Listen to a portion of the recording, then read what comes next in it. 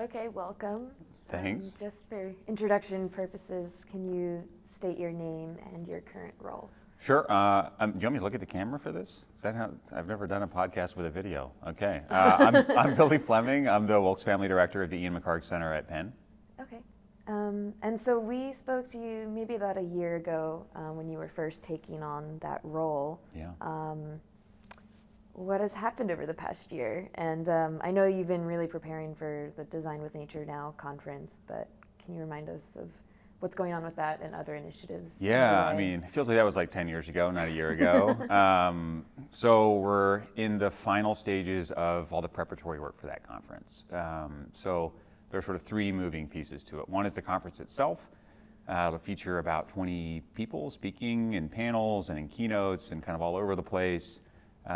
They'll be in Philly for it next year, June 21st and 22nd. The registration just opened up for it, and we already have people registering, which is great. That'll coincide with the opening of 3 exhibitions, and those will break out across different topics as well. One will be focused on sort of the life and times of Ian McHarg. It's historical and autobiographical.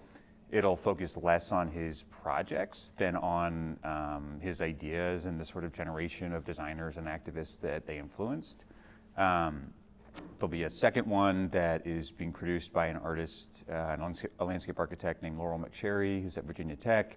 She was on a Fulbright to Scotland at the Glasgow School of Art, which is where Ian grew up on the Clyde River, and spent 6 months there producing these just unbelievably thoughtful and beautiful objects that'll be exhibited as a part of that.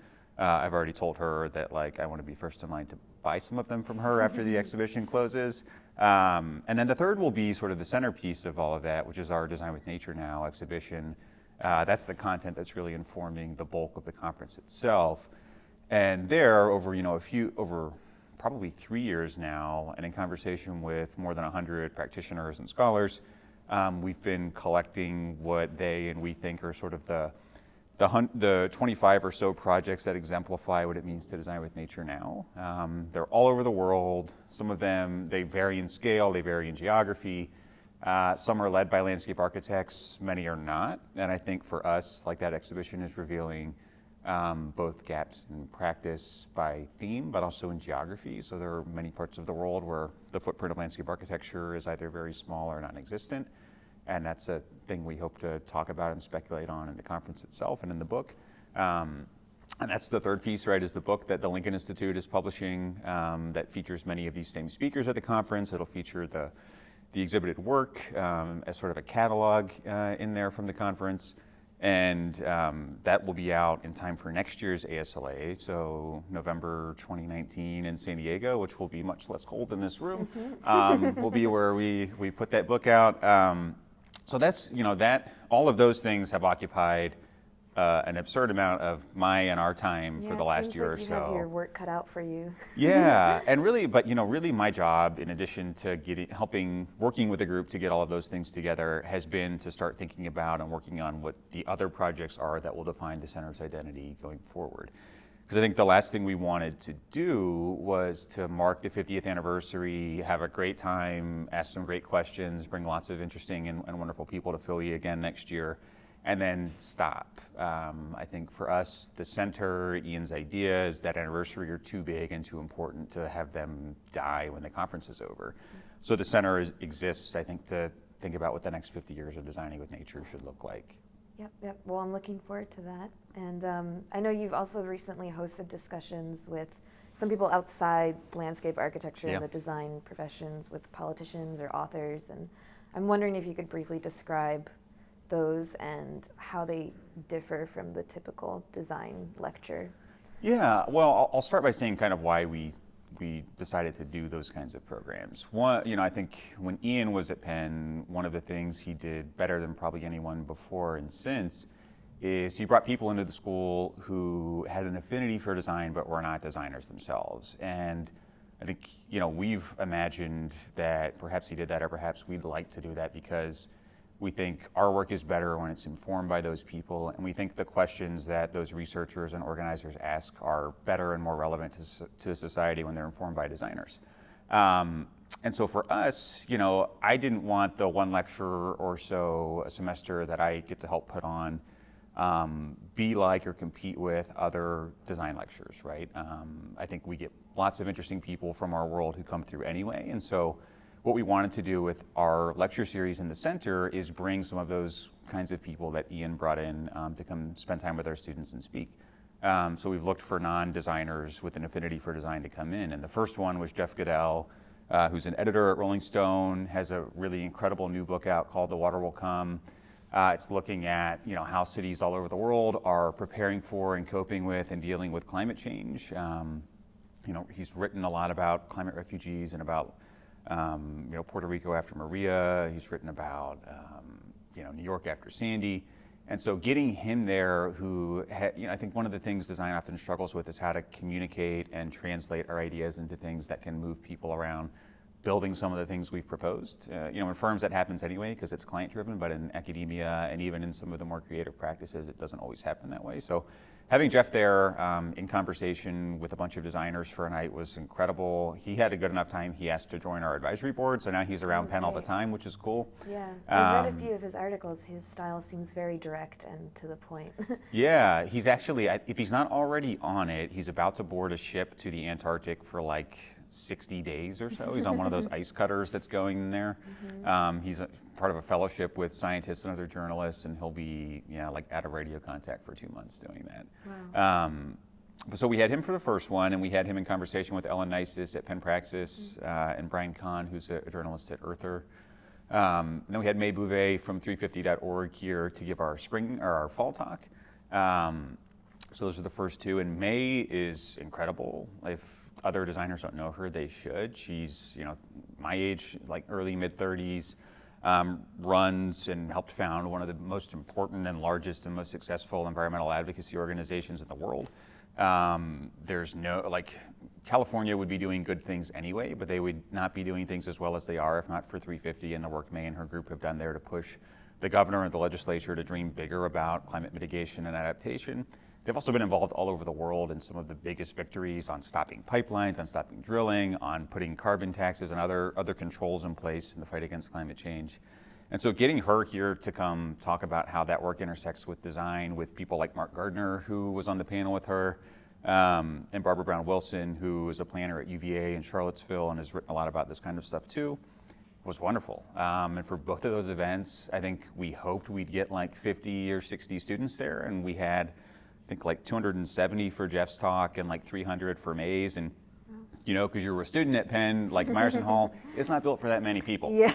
So it got like very hot and lots of people were standing, but they've been great events. We keep getting requests to do more of them.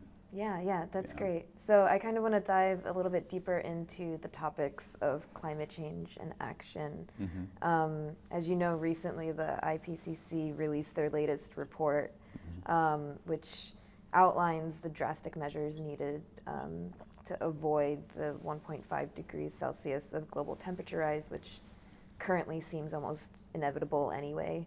Yeah. But within landscape architecture, the dialogue has really shifted towards adaptation and resilience. And I'm wondering, there's some pure environmentalists that see that almost as like a defeatist attitude. And what is the balance, or should we be lobbying more for global carbon emissions reduction, or how do you balance the adaptation, designing for adaptation while still trying to kind of cut back before we reach 3 degrees or 4 degrees of temperature rise? Yeah, I think this conversation and many others around climate often, unfortunately, get folded into an either-or proposition. Mm-hmm. And the scale of the challenge, the magnitude of what climate change will bring to this planet is so great that we can't afford to think that way, right? We're going to have to adapt. That's inevitable. We've put too much energy into the atmosphere for oceans not to rise, for storms not to become more intense. So we have to do that right now, today. We have to find ways, not just in our projects, but in our everyday life, to make the politics of climate adaptation more possible for people. And we can't do that in any way that matters if we aren't also putting the same energy into the mitigation side.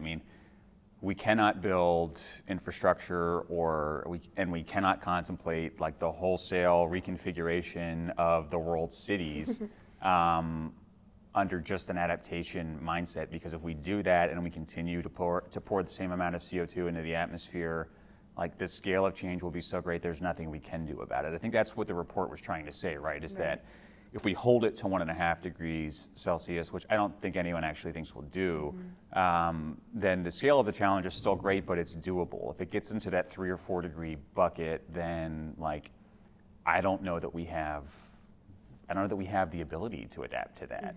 I think it's opened up some really unfortunate conversations about geoengineering too, which I think also is inevitable, like it's gonna happen.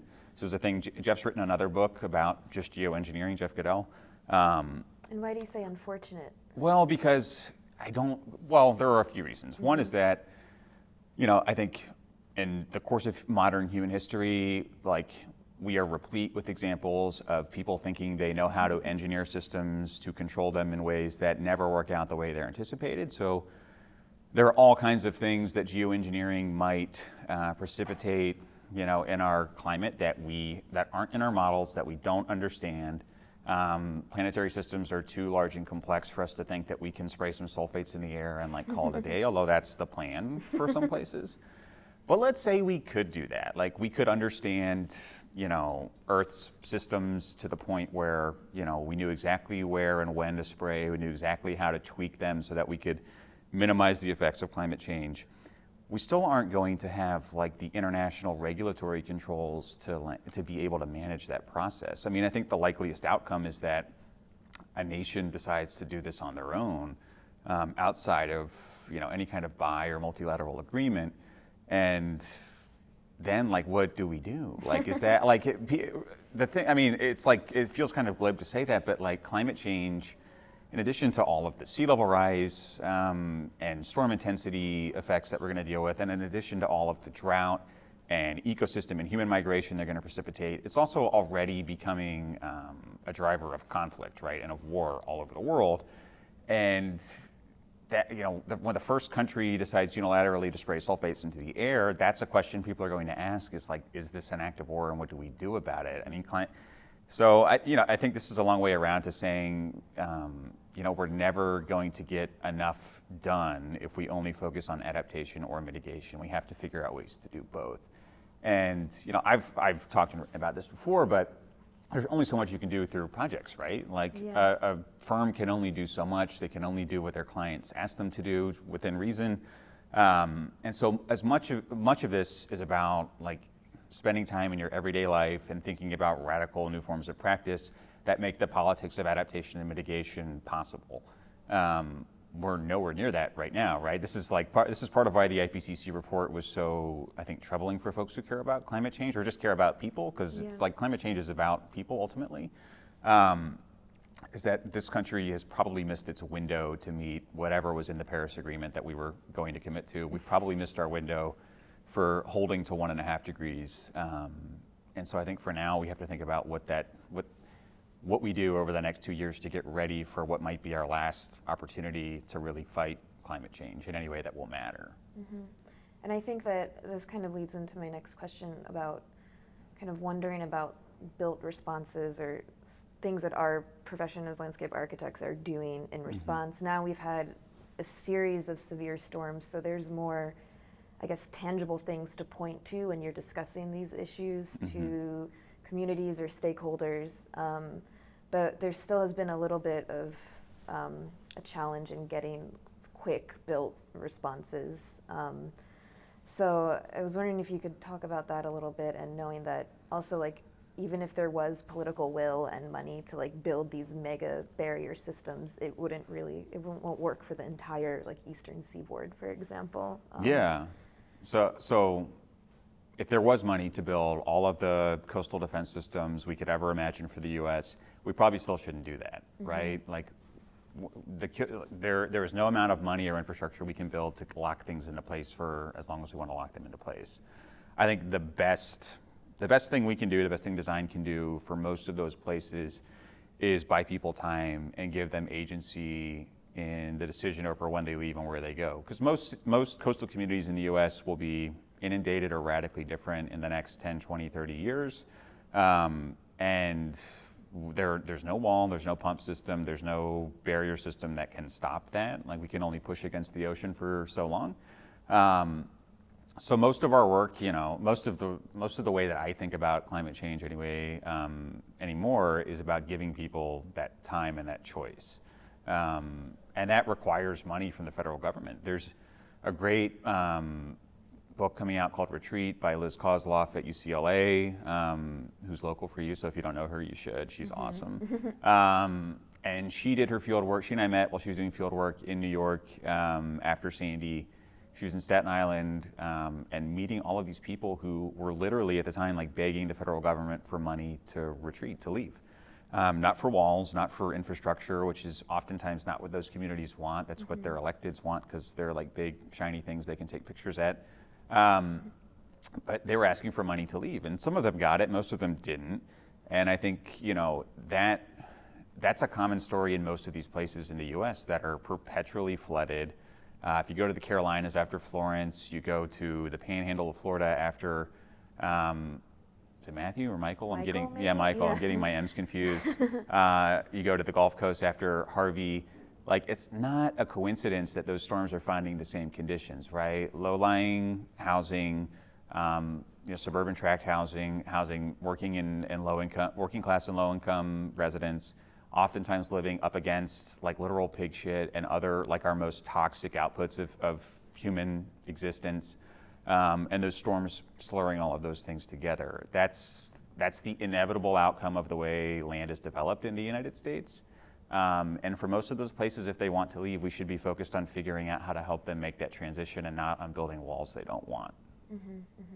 Yeah, earlier in this conference, we were talking with Kofi Boone, and he was talking about also how those issues are usually tied up with race and social problems, where historically, he was talking about this idea of like racial topography, where historically the more privileged or white society has claimed the higher ground, which has left the poor, mostly like Black communities, to live in these low-lying areas where they have less ability to advocate for themselves. And yes, usually there's wastewater treatment plants there, or sanitation or chemical things. So yeah, this kind of creates this like, I don't know.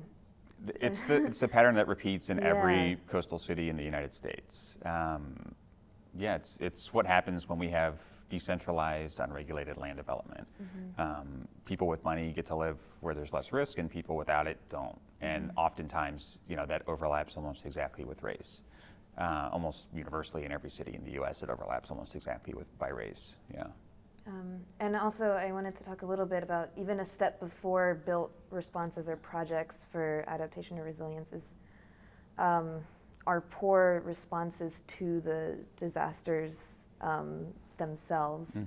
And as we've seen, especially in the instance of Hurricane Maria in Puerto Rico, there's just a lack of help and disaster relief or direction from the government in a way to move forward in a more progressive way. I was wondering if you could kind of expand on some of those issues of disaster response and how there could be more leadership moving forward after those events. Sorry, are you saying that having President Trump throw water bottles at people wasn't helpful?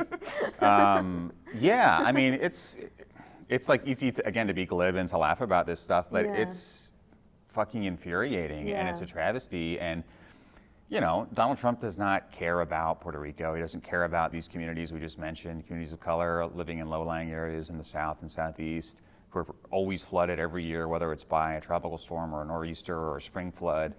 FEMA is not equipped to deal with that, really. They're in a position to help people recover in the aftermath of those storms, but not like in the immediate aftermath, right? That gets farmed out through subcontracting to places like the Red Cross, to local NGOs and other nonprofits. The federal government has, over the years, really from Reagan forward, given up that responsibility. We've given it to contractors and to charities under this like stupid and misplaced sense that the private sector or philanthropy can do it better than government. And I think that was maybe at the time a reasonable proposition to argue and to pursue. We have now like 40 years of human history in the U.S. in which that case has been proven to not be true. They can't do it better. They're not doing it well. And ultimately, the only way any of this stuff gets addressed in a way that's meaningful and impactful and lasting is if we have a return to like a strong activist public sector in the United States, which we do not have at the moment. We haven't had since the 80s. It is not a coincidence that the rise of Reaganism and deregulation coincided with the demise of the ability of government to do much of anything. Federal government used to do lots of big things, and state and local government used to do lots of big things. They can do them again, but we have to invest in them. And you've also written about something called the shock doctrine, which is the exploitation of a crisis, but instead of taking a step maybe more in the right direction, it's usually, you have described it in taking further resources away from communities that need them. How and why does this happen? Yeah, so this is Naomi Klein, right? She's writing about the shock doctrine. She has a book called The Shock Doctrine. Other folks, Kevin Fox Gotham and Miriam Greenberg, have written about it in the context of U.S. cities and post-disaster redevelopment. They have a book called Crisis Cities out that talks about this too. Really what that proposition is arguing is that disasters present this moment of rupture in cities where the typical bureaucratic process is able to grind most of the bad ideas to a halt. So these things that might not ever happen, that are long-held desires of particularly powerful real estate or financial interest, that are sort of the benefits of which accrue to a very small number of people and would otherwise be unpalatable for a city to push through. In these moments of rupture after a disaster, they open up an opportunity for them to sort of push ideas in and to find money for what ultimately are pretty bad ideas for everyone except them. Whether or not, like, you could say that about specific projects in New York or New Orleans is kind of, I think, dependent on who you ask. A barrier system for Lower Manhattan has been on the table for a long time. It's now getting built after Sandy. I certainly think, Big and that group have made it better, but that idea has been there for a very long time. The same is true in New Orleans after Katrina. The huge barrier system that's there now there's been a version of that for a long time. It's been proposed for a long time. If you look at Houston and what's happening there now after Harvey, there's a thing called the Ike Dike that probably will get built now. It's been in the water supply since Hurricane Ike, which is where the name came from. It's a giant coastal barrier system. It would run like 60 miles the length of the southeast Texas coast. These storms are presenting moments of rupture in which these projects are getting pushed through. Oftentimes, they're worked on by landscape architects, and I certainly get the argument that you can make them better that way. I also think you can think about those moments of rupture as a chance to push through more radical projects that aren't necessarily like the brainchild of an elite interest like those ones were. And I think this is why, even though I have doubts about other parts of like the Living Breakwaters project out in Staten Island from Scape, that project is that kind of radical project, right? It's an idea that would have never been built if not for Hurricane Sandy. And if Staten Island were sort of left to its conventional devices without them, it's easy to imagine them getting a version of, a wall or barrier system that would have hardened the coast, would have perhaps stabilized that area for a few years and perhaps even accelerated gentrification in the area, but ultimately would have failed. And this one is subverting that whole process. That's why it's so interesting to me. I think there are lots of things to nitpick about it, like there are any project, but that's an example of sort of really altering the trajectory of the afterstorm moment in a way that, like the Big U and that the Ike Dike, if it's built in Houston, just haven't. They've sort of reinforced it rather than subverted it. And as we've discussed previously, you were a co-author of the Indivisible guide. Given that we are approaching a fairly significant midterm election in November, how involved are you still with the organization? Is it self-sustaining at this point? I know it has a staff, but yeah. What's kind of like the lead up? Yeah, so I should say, I'm mostly unplugged from it now. They're still, these are all still my friends who I talk to all the time, and we talk a little bit about the organization, but they've hired I forget the number now, but it's over 50 people who are running the day-to-day operations of Indivisible. They have organizers in every region, if not every state of the country. And they have a huge political team that's very invested in 2018. They've been invested in every special election really since 2016. They were early endorsers of Alexandria Ocasio-Cortez, of Andrew Gillum, of Stacey Abrams, of all these people, mostly people of color who are running for the first time for either statewide or congressional office and doing incredible stuff. I'm super optimistic that we're going to do well, at least in the House in November. That'll afford us all kinds of other opportunities to do things for the next 2 years as we kind of wait and hope to take back control of government after that. But yeah, I mean, for me, it's been one of the most fun projects, processes I've ever been involved in. It feels certainly like the most meaningful. Yeah, it's great. Well, we'll see what happens in November, Yeah. fingers crossed. Yeah.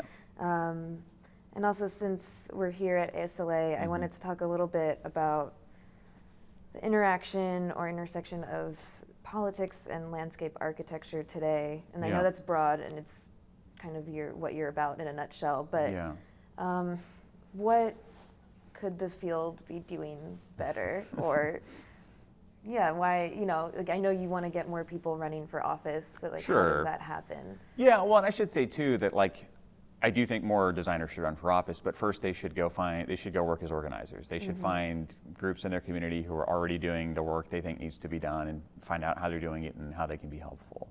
And working as an organizer is a great way to figure out if you do want to run for office, because those jobs are a lot alike. It's spending a lot of time talking to people and trying to balance all the different interests that are coming up around an issue.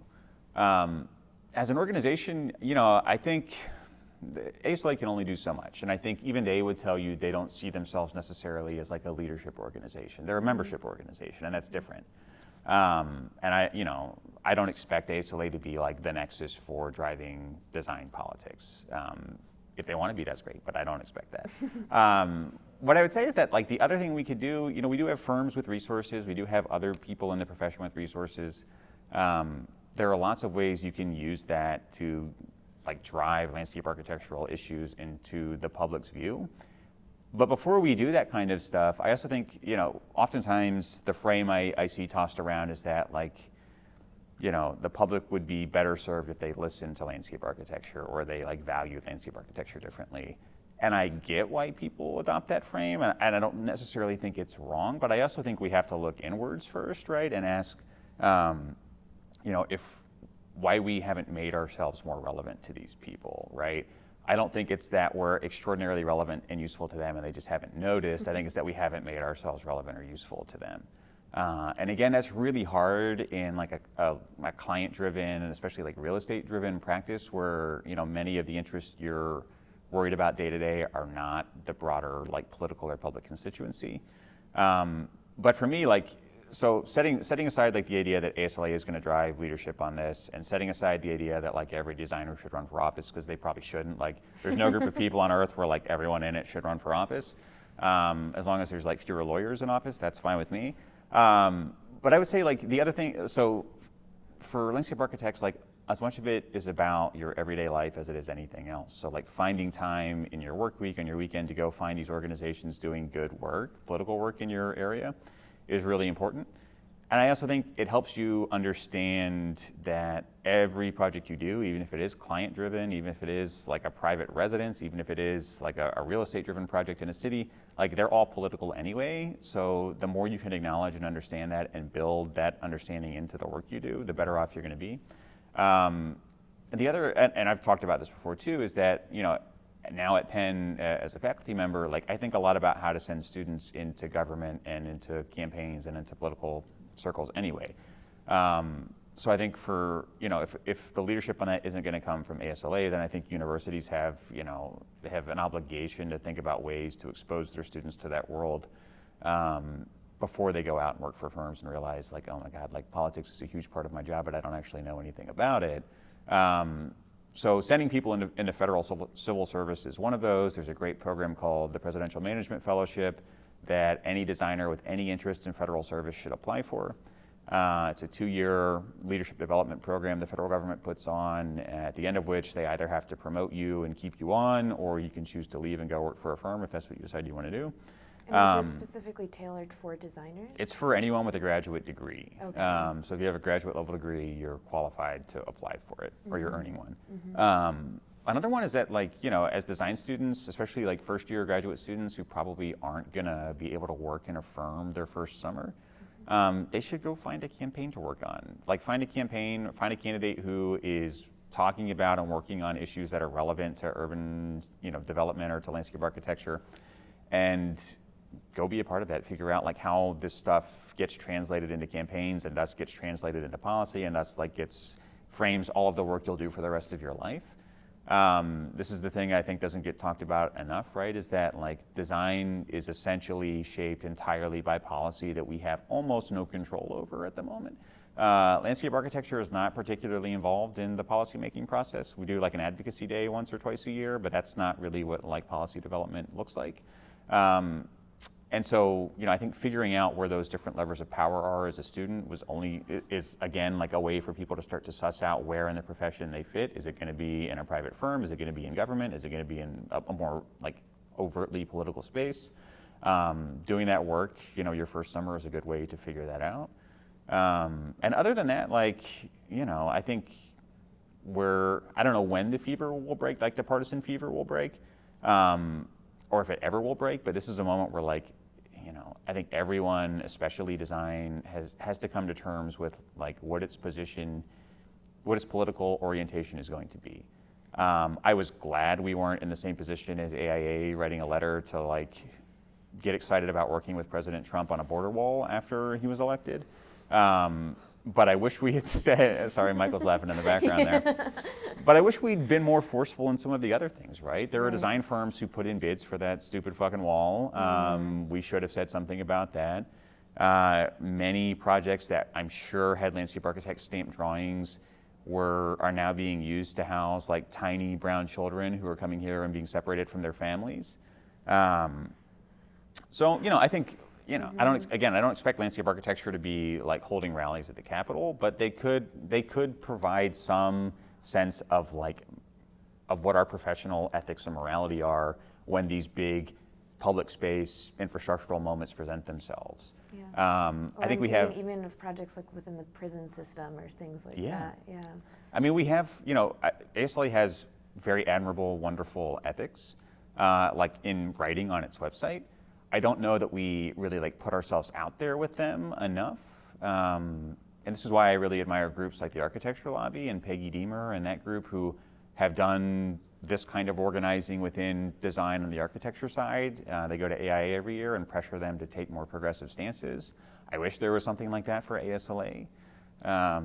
Maybe someday in the future that'll be what we do. But yeah, I think, you know, there's no single answer. There's not one thing we can do. There are many things we have to do, I think, as a profession.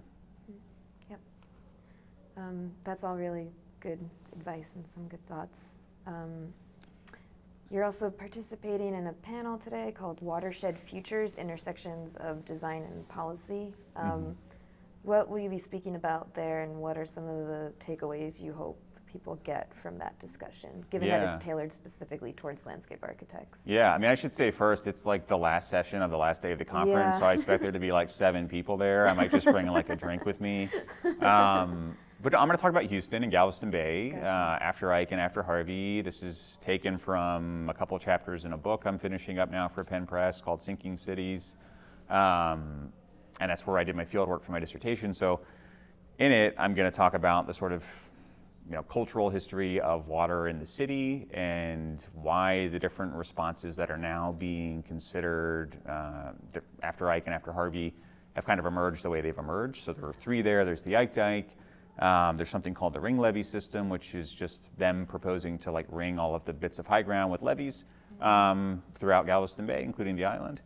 And there's one called the Centennial Gate system, which is calling to treat most of the coast as like what they would call a sacrificial zone. So putting in, you know, sort of a Netherlands-style Delta Works floodgate that would close the Houston Ship Channel at a storm surge event and send all the floodwaters into Galveston Island and Boulevard Peninsula.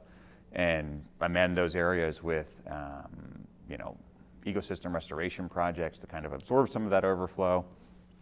But as you can imagine, that's a pretty fraught proposition for Houston to tell Galveston, you're now our sacrificial zone. So we'll talk about that, and then I'll really briefly talk about one of the projects we've worked on in the McHarg Center. It's called Houston, Harvey, and McHarg. It was commissioned by some folks in Houston. And we were looking at the Woodlands, which is Ian's only built project, and how it performed during Harvey. And we were using machine learning with satellite imagery from Planet Labs to kind of go in and do some real-time assessment of how that landscape performed during a 500-year storm event. It's happened for other big storm events before. Bo Yang has done this a couple times now. No one's done it for Harvey, and no one's done it this way. So for us, the idea there was to go in and evaluate the Woodlands performance during Harvey as part of other work we're doing with the Recovery Task Force to make an argument for building, landscape systems into their recovery plan. So how can they take what they learned at the Woodlands and use it to guide development in Houston after Harvey?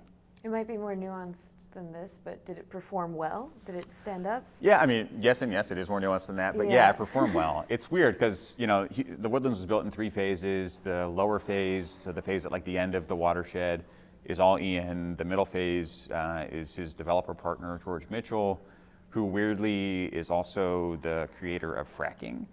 So it's pretty wild to think about Ian McHarg working with someone who created fracking. Yeah. And then the top phase is a developer they sold off to. So you can imagine it goes from like exemplary Ian McHarg work to like pretty okay Ian McHarg work to like conventional Houston suburban development. And it performs about in that order in flood performance. So like very badly, pretty well, very well, which you would expect for the first phase. We didn't expect for the second and third phase, mostly because Ian's phase is at the bottom of the watershed, so it's taking all the overflow from those areas above, but it's still performing better. So for us, that was easy. That was an easy argument to make to the Recovery Task Force. That like look at what these big systems, which are like the Buffalo Bayou in the city, are doing to reduce risk in a huge property tax base for them. And this is the thing also that doesn't get talked about much, and I'm going to go off on a little tangent here, even though we're almost out of time. In places like Texas and Florida that don't have a state income tax, like their state budget is funded in huge part by property tax receipts, which is why they have no interest whatsoever in retreat, right? They don't want cities and people to move because it means less money for them in their big cities, which are their engines of growth, and they're the way they pay for all the other stuff in the state. So like, everything that happens in West Texas is only financially possible because of all the money that comes in from Houston, Dallas, Austin, San Antonio, Galveston. And so like I don't know how we're going to navigate that point in those places. If you look at like the insurance or the actuarial maps for those places, like the insurers are already pulling out. They have like no faith in the ability of these places to persist. But I don't know what happens to those states if those people leave, right? Because their state budget is funded entirely through those property tax receipts. And that's all a long way around to saying like Houston, I think, gets that. None of them want to talk about it publicly because the first time you do, that like triggers a real estate panic, which they also can't absorb. This is a thing Jeff has written about again in his book, The Water Will Come in Miami. This is a huge part of the calculus in deciding when and where people in that city will retreat, because if they all leave or they leave and move to an unincorporated or differently incorporated part of South Florida, it means Miami is no longer financially viable. And then like, what do you do with the city when that happens? Yeah, I guess it just goes to show that you really can't look at climate change without it's so tied to the economic and political structures that are in those places. Yeah. I mean, Kate Aronoff at The Intercept and Daniel Aldana Cohen, who's at Penn, have written about this and talked about this a lot, right? That like climate change it's a feature, not a bug of capitalism, right? That our system of land production and development is inextricable from climate change, and that the only way to like truly do something about it is to change that system, which I think they're right, but I also think there are incremental things we can do in the meantime that aren't predicated on reforming the entirety of society. Well, on that note, thank you so much for speaking with us and speaking with us again. Yeah. And Thanks for having me. Yeah, no problem.